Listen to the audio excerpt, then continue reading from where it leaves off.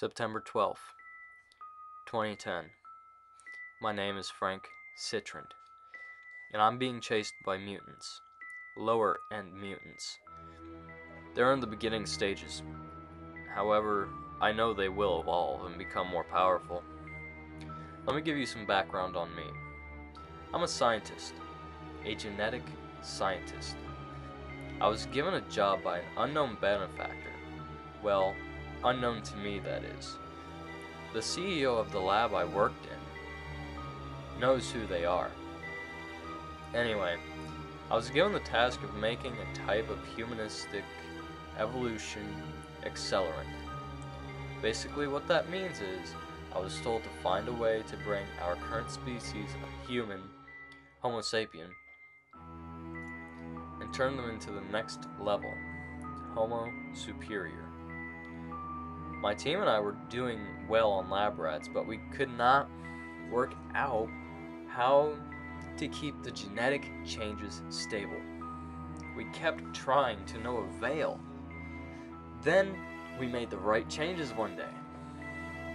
Although in the first couple months it was a normal lab rat, when month 4 came around, it did something rather odd.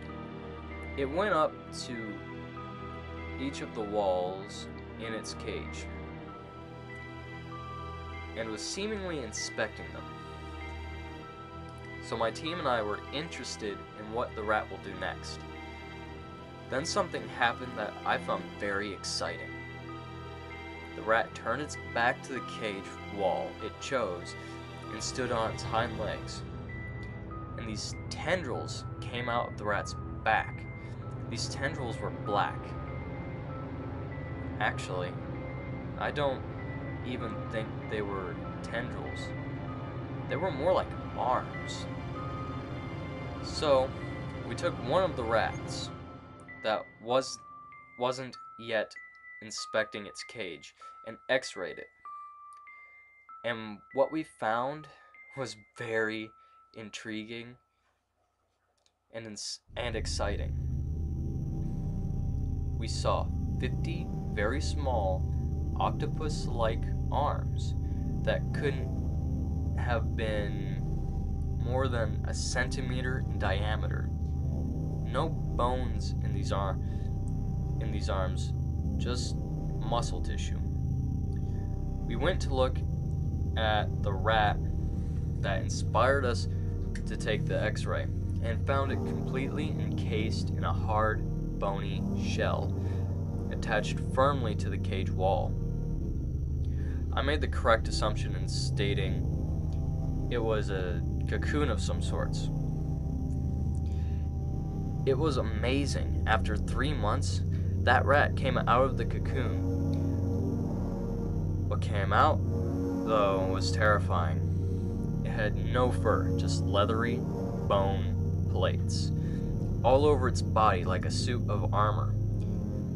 It was black as pitch with eyes the color of rusty red clay.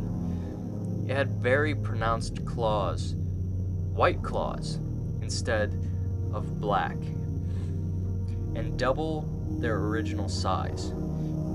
It grew 3 times its original height and weight after 2 days. Those 50 arms weren't there. They were replaced with what looked like malleable spikes. It was more of a weapon than an arm. These spikes were coated in thick goo, which tests showed was a toxin. That toxin was to paralyze its attacker. The spikes were a part of the back plates. They lay like porcupine needles, but when threatened, instead of the spikes becoming erect, they moved like tentacles and attacked the attacker. I wanted the project to get scrapped, and the mutant rats exterminated. The CEO, however, disagreed with me, and stated if I don't keep working on the project, I'll lose my job. So, I regrettably kept working.